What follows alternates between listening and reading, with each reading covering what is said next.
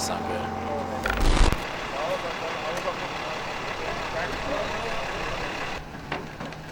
I just wanted to get a new motor for my 240.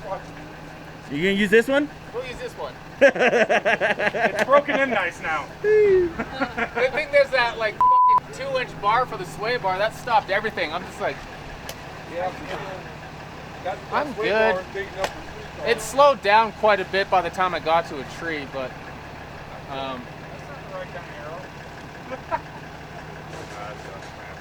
Glad you're okay, man. At least you're okay. That's amazing.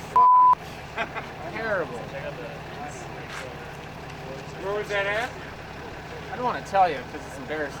Oh no, nothing ever embarrassing happens. No, it was a cold tire mishap. It was on the third corner. It's the second straight. She's rolling. Okay, good. What's up, guys? Larry Chen here, and Louis Yo. We're off the mountain. We're on another shoot, actually. But we wanted to give you guys an update on this video. We've never done this before on autofocus, but I figured it would be appropriate since we actually shot most of Rob's video before the actual hill climb. And as you guys saw, unfortunately, Rob had an incident just a couple corners in from the start line. The good news is Rob's okay. And he's bummed, of course, you know, but him and the whole team are looking forward to making another attempt next year. Actually, so I was at the start line, and Louis was up top at the finish line ready to receive him, actually with a cold beer, right?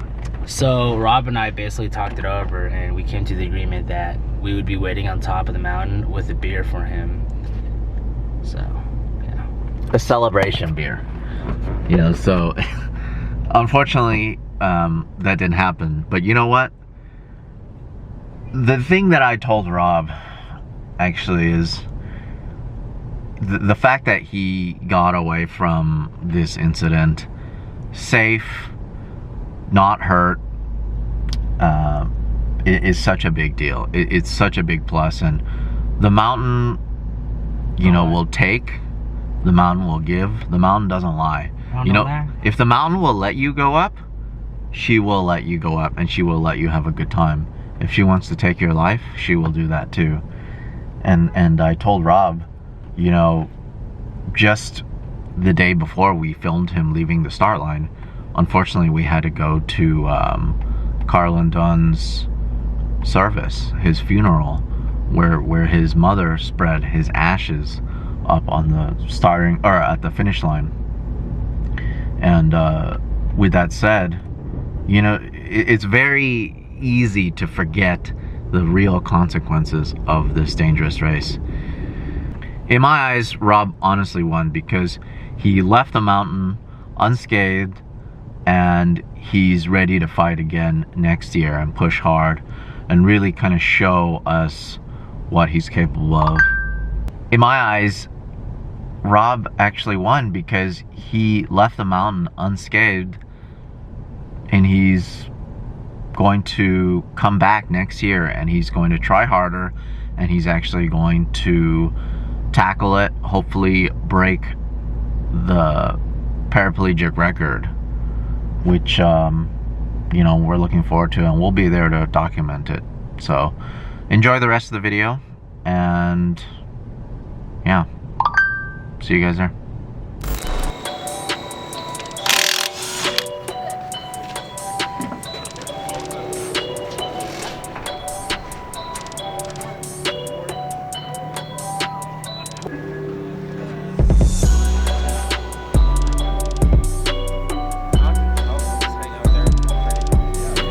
Hey, come look at this. I got my new helmet! Ooh, that's birdie. Yeah, got Pat to put my favorite tracks on there. US Air, Sydney Motorsports Park, Road Atlanta, of course, because that track is fun as hell, and then obviously Pikes Peak. It still smells like fresh paint. Yeah, it does. Solid technique.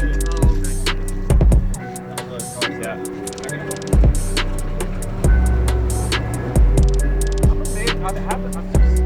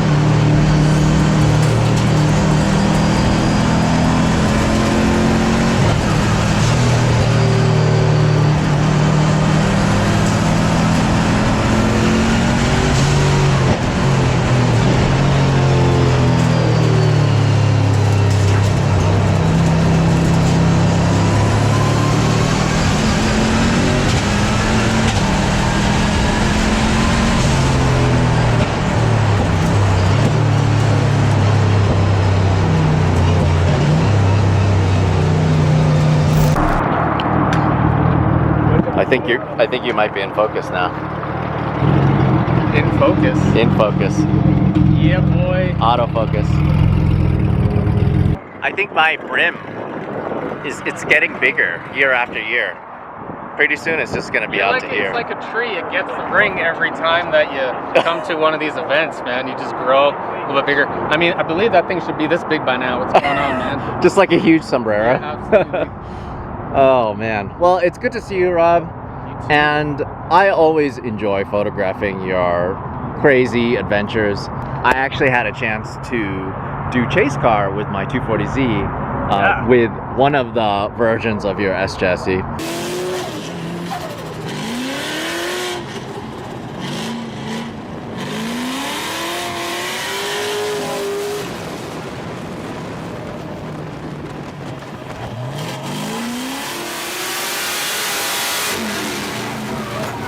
Which is like the OG version. That is, people think it's a different car sometimes, but it's still been the car that I built back in 2012.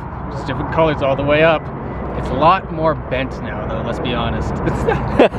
I mean, but that's the thing, is you drive it hard. Yeah, exactly. You put it away wet too. So. Very much so. It definitely got put away wet for the past while in 2020. It's only been out once. Well, okay, so I've never actually had you on my show. You appear many times, all the time. You even had your own show on the Hoonigan channels. The unprofessionals! So unprofessional. I'd say RIP, but that's never RIP, because that's coming back hard sometime soon. We're promising it. Well, with that said, you have to kind of still make appearances on our channels. Yeah, exactly. And since autofocus is the lowest rung channel, you'll start here and then you'll work your way back up to main channel. We'll go back, exactly. Yeah. Well, I mean, sometimes we make it on main channel with different things, but it's like being away from the boys, it's just hard. It's hard on my heart, and we just don't get enough content to shoot stuff. Well, this is perfect. This is the perfect opportunity to get content. It's so good to see you out here, but today you're driving. You're going to be driving a lefty left car over here, roundy round car. Oh, big boy. Yeah. This is the car that Tommy Boylo drove last year and got Rookie of the Year in, but we've made some changes. Okay, so tell me, what's the history of this actual car, though? So this would be a Furniture Row Racing Martin Truex NASCAR Cup Car that he drove. I'm not sure where he drove it, if he actually raced it or not, because they had a ton of them, but it was one of the 2017 cars that won the championship. So what? Legendary car. There's so much more history to it with Joe and the Peltier Adaptive Motorsports program at PPIR. It's just a lot of cool things surrounding this vehicle. Okay, so Martin put his little touch on it. Yep. It helped him win a championship. Yep. But now you're driving it. Yeah, exactly. With hand controls. Up Pikes Peak. Up historic Pikes Peak. Yeah. This is your rookie year too. Yep. But you've been in and around the mountain with the Life Motorsports guys, right? Exactly. So yeah, the past 2 years we've been here. I got to experience what it's like, you know, the early mornings and all the hustle to get cars done and stuff like that. So what we tried to do, at least this year with this car, is make sure that we had a lot of testing in the car before we went and drove it, and we didn't test on the mountain. We were actually driving on the mountain and becoming good as a driver and not dealing with issues with the car, and we did that. We've had like very little drama. You know what I was really excited to see is when you actually went to Australia to do World Time Attack.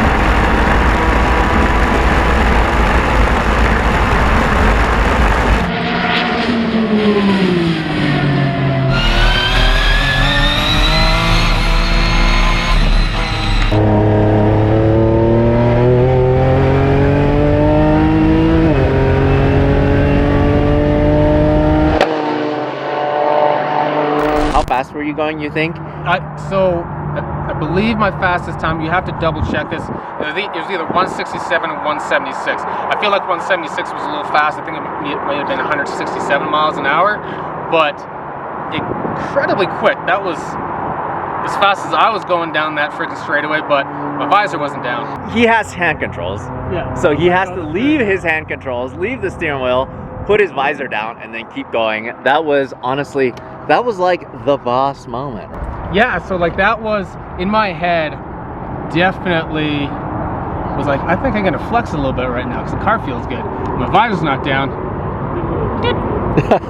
I love that. It worked and we didn't spin out into a wall, so that's great. Deal with it. All right, so let's take a look at this car. This Yeah. thing in true NASCAR form, it even has these NASCAR Steelies and the yellow NASCAR lug nuts. Yeah. I have a bunch of these. So anytime I go to a NASCAR race, I just take them. Well, yeah, I mean, these are 78 wheels for sure.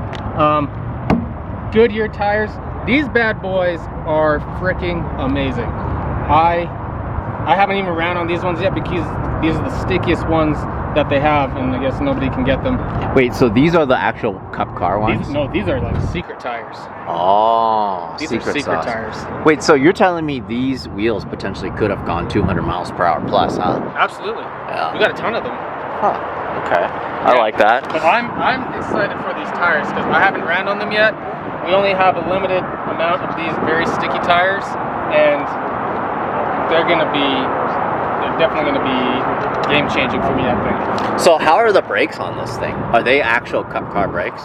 These are the fronts, yes, but the backs are a little bit different. They're a little bit smaller brakes. I can't remember what track they run them on, but we had to take a lot of rear bias out of the car because I'd smoked them. We did some testing at PPIR and came back with the rear smoking, so we dialed out a lot of rear bias, and that helped out a lot. I mean, you mostly need front brakes anyways. You don't want to be locking up the rear. You just need a little bit of rear brake so that it's all balanced out. And we got that dialed in, but yeah, like all the stuff that's on here, except for the motor and extra bits that we added for the mountain, are in true NASCAR form.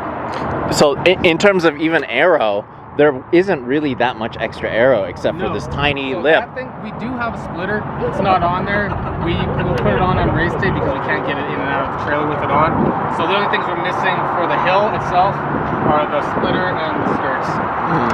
But because when you're actually running NASCAR, it doesn't have a wing like that. So Yeah. no wing. But yeah, they would have some side scoops and big air downs on the top as well that they run. And then besides that, yeah, there's not much change with the body at all. Can we check out the motor? Oh yeah. I like the motor a lot. If you want to grab those two. Sure, I'll grab this one. Okay. Whoa, this is actually really light. Yeah, there's nothing to it. It's just like a couple layers of fiberglass. Oh, do you have to chop that? Karate chop it? Okay. Okay, so this definitely looks different than a Cup Car. Yeah, it's a LS3 circle track motor. So this is one of the motors that you would find on the circle track circuit, but we added a Garrett GTW 3884, which has blown my mind with efficiency and how fast it spools. Considering the size of that turbo, the technology has come leaps and bounds from what Garrett has been pushing out. I'm really impressed with it. And then not a whole lot more was added to it. We did the drive-by-wire throttle body, 2 intercoolers, and nothing else too crazy. Just in the engine bay, simple. I love that there's intercoolers and a big snail on a NASCAR. I think that's so right. Dude, I agree. Maybe this could be a thing for the future of NASCAR. I think it should be. I mean, I believe that we should be shooting flames out the side consistently. Oh, I can't wait to get that on the mountain. I like that. Things shoot some big fat blood flames. It's crazy. Did you guys have a chance to dyno this? Yeah, we did, and final numbers were like 550 to the wheels. So minimalistic, nothing crazy. We might try and dial in a little bit more boost with Holtec, and we'll do a bit of tuning on the mountain just to get a little bit more efficiency out of it. It's basically the same spot or same power that Tommy ran last year, but a lot more efficient turbo. It barely drops out of boost on shifts. It's crazy. So in terms of suspension, how different is it compared to the NASCAR? This is NASCAR suspension. Really? Everything, nothing's changed. it's still a circle track car. It's still a cup car. Everything in the back is the same. 9-inch diff. I wish I could tell you all the stuff that is like factory type things. I'm just not so familiar with stock car components, but I know that a lot of the stuff is still stock car parts that you would just buy off of a normal vehicle, you know? I mean, I just like the little details, like the brake ducts are so dude, cool. absolutely. I mean, Small little things. in terms of like basic necessities for this thing, it just has whatever it needs to go fast and turn left and go 200 miles per hour. Well, exactly, and it does a really good job at doing that. But believe it or not, it does a pretty damn good job at turning right once you line the wheel straight. And I personally can't feel a lot of difference in it, but at the same time, like, there's a lot of things that the tires aren't hot, you know, a lot of different little things. I'm just driving the car, and I would like to say that I'm a very adaptable driver to all of the conditions, and I believe you have to be a good driver anyways. But if you can anticipate the things that are going to happen ahead of you because you know what the car's doing, that's kind of where we're at. Well, can we check out the rest of the car outside? Yeah. And then I want to talk about the most important thing, which is the inside. Ooh, buddy. We've definitely spent a lot of time on that too. Yeah. So, I mean, we got a lot of good partners on board with it too, like you can see. But basic wing, I'd like to feel the car without the wings sometimes to see how it feels, because I don't know if it does a whole lot. But we'd like to keep it on. I mean, the fuel filler area is still the same.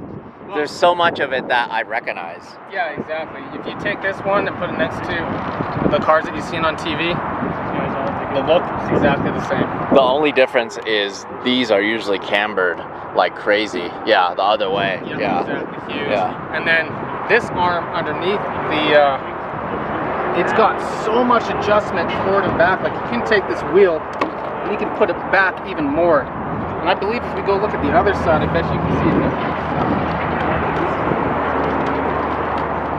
Yeah, like there's a little bit of a difference still in how this sits in the body. You can see that. Interesting. Okay. Or left-hand turns, but like you can set the axle like that so that it's walking to the left when you go. So basically, you don't steer when you're turning around the corner. Wow. Yeah. Can we take a look at the inside? Absolutely. Can you climb in and then? Do you want me inside? Yeah, I can. Oh, I just want you to go over all the little things in here. Yeah. Awesome. So that's kind of the thing, is with this, you actually have to be able to get out of the car quickly, right? Absolutely. So that was a huge thing with the hill climb, and they've been amazing to work with us on the car. They gave us all the information we needed to be safe. No one's done this since the 80s in a competition run, especially on the asphalt where everything is even faster, you know what I mean? So, unconventional car for the hill, unconventional driver for the hill. They just were very cautious with safety, and yeah, had to be able to get out of both sides. And I mean, crawled my ass out of that side on safety day. Wait, that side, you have to go over all the electronics, all of that stuff? Yeah, so basically what I did is I threw my feet all the way over the bar, and then basically dove out the window. Okay. That's as simple as I can explain it. I think I made it look pretty smooth, but you know, when you're trying to get out and something's really hot, you're gonna get out really quickly. Yeah, if you need to get out of this thing, God forbid, if there's a fire or something, yeah, exactly, you gotta get out quick. So. And I showed them that I could, and that was their biggest thing, is like, if he can't get out both sides, then we can't let him do it. Yeah. And then they also wanted to see how to handle me if they need to pull me out, you know. We have a leg restraint as well, so that's another thing we added, so they have a second spot that they have to unhook. So we told all the safety guys were there all at once, a big crowd of PPI or hill climb safety representatives to see how it all works. Very cool. Well, let's get you in, and then I want to go over all of the cool inside stuff.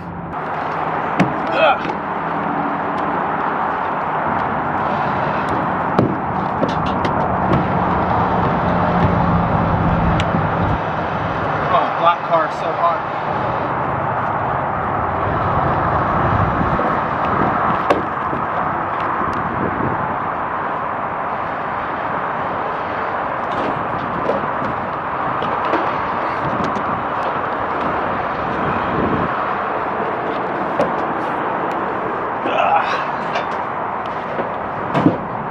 That's how you get in a NASCAR. Oh, there we go. That's not too bad. Okay. It's interesting. It comes with like this arrow bit that you actually use to get in. Dude, it helps out a lot too. Yeah. So tell us a little bit about what we're looking at here in terms of how you're going to control this car. Okay. So I'm sure everybody is pretty familiar with my drift car, and this setup, just because I've proven that it works very well in a lot of different racing applications, why not use it on here? So same thing, down for gas, push for brake, pull in for clutch, upshift, downshift. Oh, everything is just on here. Yeah, so everything to drive the car, accelerator, brake and stuff, that's all done with my left hand. And it's, you do both at the same time, so you can go brake and accelerator. And when I downshift, that's what I'm doing. So I'm like full brake, clutch, downshift, vroom, vroom, vroom. Oh, so you have to blip it. Yeah. So when you start it, do you have to use the clutch to start from first gear? Just like any normal vehicle with the clutch. And it's a linear system, it's a closed loop system is what you call it. So proportionally, where my finger is, it's just like a dirt bike. So you let it up slowly, you go slow, you pull it in fast, it goes just as fast as your finger's going. The disengagement time is around the same time as what the shifting is, 50-60 milliseconds, so it's very fast. So, but the crazy thing about this is, since it's the same system as your drift car, in your drift car, when you're pulling that clutch, that's how you clutch kicked. Yeah, exactly. And I can do the exact same thing here, and which I do on the mountain, out of some of the corners, just to like get the revs up a little bit. Not really spin the tires, but like get the turbo, especially on the switchbacks. I'll give it a little bit of a. Because do you go down to second gear for those switchbacks? I was playing with second and first, and to me first worked a lot better, but I had to short shift it to come out so I didn't blow the tires off. So I found that was a little bit better technique, and it yielded a lot better time. Okay, that is so crazy. So how much pressure do you actually have to put on it when you're braking? Dude, I'm like, I have two mechanical advantages now. So I got this and I got the brakes. So my brake pressure is doubled effectively versus what your foot would be able to press. So like full brake pressure, it's about like that. And if I went as hard as I could, I'll lock everything up. Oh, so it does have a booster though? No, this is all manual. Oh, all manual, and you have that much leverage on it. Absolutely. I'll definitely, in generating, it'd have to be close to 2,000 psi of pressure. I know that in the R35 I was able to make more pressure than Cole could with his foot. Cole had to press real hard, like uncomfortably hard. That's incredible. I mean, part of it is because, like you said, you're doubling the strength because of the leverage here, right? And so you got leverage out here, plus this fulcrum point, plus the leverage here, and plus the leverage down there. Got it. With autofocus, the viewer's a little more nerdy, right? Yeah. So these are the car guys. While we love watching jumping trucks and burnouts and stuff, you know, a lot of these guys want to just learn about how a lot of this stuff works. Absolutely. I'm guessing all of this is not, this is like not NASCAR at all. Like there's Haltech stuff here. Yeah, Tell me a little bit about this setup here. So we put all of that up there so that it's easy for me to get to it. We use the Haltech 2500 Elite, which has the closed loop shifting in it. It's also got like a plug and play engine harness. Super simple setup. And then their new dash, which is a CAN bus dash. So a lot less wires to make this vehicle run than you would need in any other setup. So a CAN bus hub there running our dash, CAN bus running our wideband, and then, CAN bus running our, what else, our boost. What the heck is the other CAN bus for? Whatever. We got a bunch of CAN data acquisition up there. So was this a thing before when Tommy was running it with Haltech? Not to this extent. They had a different version of the Haltech, something that wouldn't be able to run the drive-by-wire setup, and they did have the CAN bus stuff, but it's a little bit more minimalistic. So and part of it is that you were able to work with Haltech to kind of develop something where it kind of handles all of the shifting and all of the hand control stuff. Yeah, and that's the biggest part, is we're doing flat hand shifting, if I may. So full throttle, and it does it all. Ignition cut, big flames up the side. That was my requirement, is it shoots flames when I shift and makes a big bang, which it does. And on top of that, to get all this stuff working very good, we used high quality components. We didn't want to cheap out on anything because we just wanted the car to work. So we used an RTS 6XD sequential transmission, which in my personal opinion is one of the best sequentials out there. Rick over there at RTS just takes care of business. It can take so much power, and it was just such a turnkey system to install. No drama, nothing, just go. And to get the shifting to work properly, we used an MME integrated actuator. So the shift actuator actually has the actuator itself and the valve all built into the whole body. So all you do to shift it and hook it up is there's a 4-pin plug, hook it up to 12 volt power, and then that actuates upshift and downshift. To do the closed loop shifting properly with the Haltech, we have to have two things: a gear position sensor and a load cell.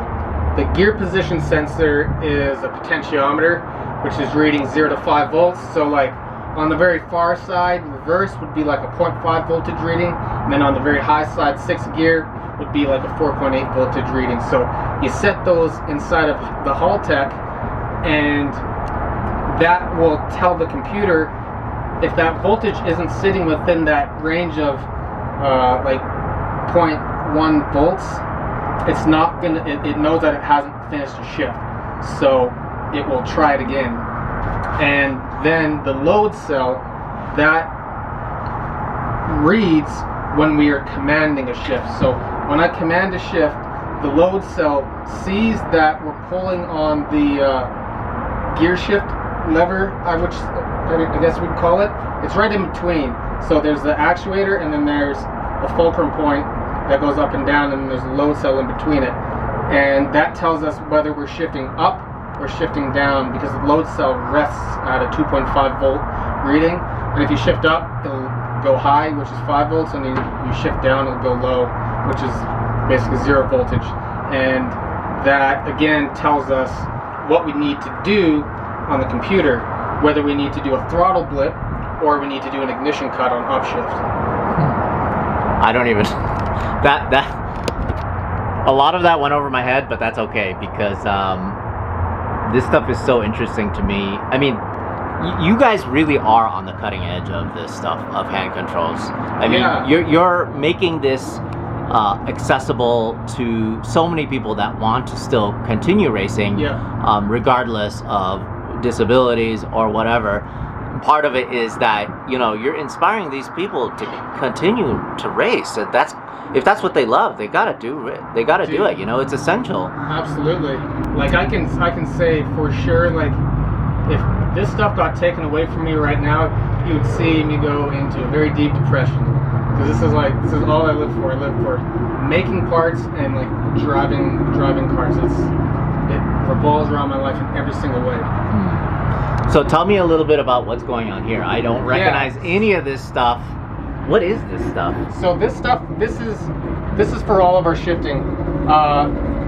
We do have a different regulator. I don't like this one just because it's a big, bulky, ugly thing. We do have another one from MME.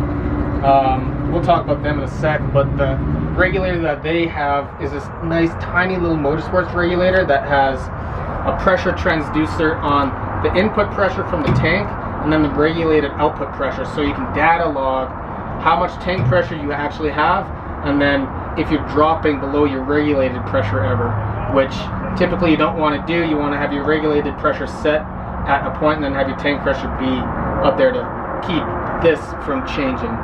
So this is our tank for the air. This is our regulator. The actual shifting is actually done by air. It's pneumatic. Yeah, it's all pneumatic, not electronic. Electronic stuff just it's way more expensive to make work right, and it's such a draw on the whole electrical system of the car. So when we switched to pneumatics, everything was so much better and a lot more affordable. So MME Motorsports, they are, next to what I'm doing with hand controls, these are the only other guys that are pushing the limits with pneumatically actuated shifting for sequentials and H-pattern gearboxes. So they have a really slick system for a ZF transmission that's all pneumatic on an H-pattern, which again, they make a full hand control system that is really cool. So yeah, MME compressor, air tank, infield servo proportioning valve. This is the key to making the clutch work. It's not a very affordable piece, but what it does is it instantly gives you a closed loop positioning system for a pneumatic actuator. So this is the clutch itself, and right here is a sensor that senses where the piston is on the inside of the actuator. So this sends a signal back to here, which takes a command from here. So when I pull this in, it commands this to go to where I'm pulling this trigger. So if this is halfway pulled in, this is halfway disengaged. If it's fully pulled in, it's fully disengaged. So, dumb question, why is there a reservoir on here then? It's just like any other clutch system. Oh, okay, But got it. instead of your leg pushing on the piston, it's a pneumatic actuator. Got it. Okay, so that's the actual clutch system. It's engaging and disengaging the clutch. Yep. Depending on how far your finger is pulling on that lever. Exactly. And then all of this stuff is for shifting. Yeah, well, and clutch, like the clutch is air as well. Right. So the clutch is getting fed air to here, and then the shifting doesn't take a lot of air to operate, but the clutch takes a lot of air to operate, because if you look at the bore size of it, the size of it is about that big. So every time you move it completely forward, it's taking up 150 psi of pressure within that cubic inch size. So it takes a lot of air to move it, and since air is compressible, you can put a lot of force into something like that and move. This actuator is capable of, I think, 1,200 pounds of pressure. So it doesn't shy away from generating a lot of force and a lot of speed. Okay, that's so interesting to me, because it's like this is where the connection is. Yeah. For it to go from something that you designed, you developed, to actually go up the mountain to a traditional thing, which is just a normal Wilwood reservoir with a master cylinder. Exactly. Right. Simple parts. We try to make it as simple as possible. Off-the-shelf stuff that you can kind of get anywhere. The only real fancy part here is like 3D printed handle and hand control setup. Again, this is your run-of-the-mill hand control system that you would put in any automatic vehicle that you would drive. Again, I want to use something that is very familiar to me. Same system I have in my truck, same thing that's in the drift car, same thing that drove the R35, as well as the Sierra cars. It hasn't changed for me, and I'm very comfortable with it. And I personally believe that ergonomically, this is the best driving system out there versus anything else. Like, people will have stuff that are completely on the steering wheel, but the only MME makes this system, and it's all on the steering wheel, but they have pneumatically controlled brakes as well, which I'm not sure how that would feel. I'm sure it feels great, but you have to get used to it. It'd be like driving a video game where you don't have that actual feedback. Like with this, you can feel pad knockback or anything weird that's going on with the brakes, whereas like if you have this actuator, you can't feel that soft pedal. Yeah, because you effectively, instead of using your foot, you're using your hand. But what you're doing, you pushing it forward is actually engaging the brakes. Yeah, exactly. So I still have that actual tactile feel, and like fingers are a lot more sensitive to inputs and changes and stuff. That's why it's like, I can use the clutch very gingerly with this very small actuator, and like, all this stuff is tiny, but with the dexterity and like how sensitive your fingers are to all different types of movements, it's just a lot easier, and you get a lot more feedback in to your head versus your foot. And that's kind of one of the things, like I've seen a hand control steering wheel where they have the throttle on the inside, right? Yeah. And you could spin the wheel still, but I think in terms of finite throttle movements, I honestly think this is better because it's separate from the steering wheel. Yeah, exactly. Instead of whipping the steering wheel and then maybe missing the throttle or for whatever. Yeah. And that's what I experienced with Tyson Litfin out in Australia. Has a car like that, so his brake is just a push handle, that's it. But the accelerator's on the steering wheel. He's got an automatic car, and when I would throw the steering wheel, it's very, like, staying on the throttle was difficult, at least for drifting. I'm so used to like driving like by throwing the steering wheel, and everyone's like, how do you do the switchbacks with one hand? I'm like, well, I just give it a chuck. That's your style. Yeah, just give it a chuck and go. It's like, it works. Well, thank you so much for showing us this car. Definitely good luck on the mountain. It's always good to see you drive. It's very inspiring for people like myself, for pretty much everybody in motorsport. You know, that part of it is that we see you doing what you love, and we always want to do what we love too, you know. So, and what I love doing is I love taking pictures of you driving. I also love driving myself, but you do. which actually you've had a chance to ride with me before in the Z car. I love it. When we were chasing other people. Yeah, man, that was so much fun. I want to do that again and again. Yeah. We just need to go have a boys' time at Horse Thief Mile. Let's do it. I can't wait. Absolutely, man. This time it'll be in my Supra because unfortunately my Z is restored and I don't want to get it chipped up anymore. Oh, yeah. But this time, when you ride with me, it'll be in the Supra, and then we'll chase some cool cars. And actually, I can't wait to chase you in your drift car with my Supra. Soon it'll be an S15. Oh, you heard it here first. S15. Is it going to be right-hand drive or what? Absolutely, it's a proper S15. Heck yeah. So would the hand controls be on the right or the left, or is it going to be the same? It'll be exactly like my 180 SX. Okay, awesome. Except for, now that I've driven with a sequential transmission, I'm jaded and I don't think I can go back. So I'm definitely putting a sequential in there with air shifting and just all the bells and whistles. I just haven't decided on what power plant to use yet. I mean, obviously an LS is easy, it's great, it's cool, but it'd be nice to put a little bit of heritage into the car and use a turbo. Garrett has been great, and I would like to get back to all the spoolie boy noises that I could make and make flames. I like that. There's a lot of people and a lot of hands in this program to make it come together, and the reason why we did this is to bring a lot of awareness to guys in wheelchairs that this can be done, as well as we offer programs for other guys in wheelchairs to come experience something like this. So thanks to PPIR and Felci Adaptive Motorsports, we were able to put this program together, build this amazing race car, as well as offer a program where other guys in wheelchairs can come out. When this car is done, they'll be able to drive this car as well as drive a car that you only use your head to drive. So steer left and right with your head, and then gas and brake is suck and blow with your mouth. So you get to drive an actual NASCAR Cup car without hands, so quadriplegics can get in it. And that's one of the biggest things, is we want to inspire more people to come out and just get your blood pumping and see what it's like to be in a real race car. Just a really big deal, and couldn't thank them enough for having me as an ambassador in this program, because it inspires me more to push even harder and develop better systems for hand controls. Then locally, we got the guys from SoCo Customs. They take care of this car really well. And Auto Owners Insurance, they're no stranger to the NASCAR scene. Bass Pro Shops came on board too, and we talked about the beautiful Goodyear tires on there.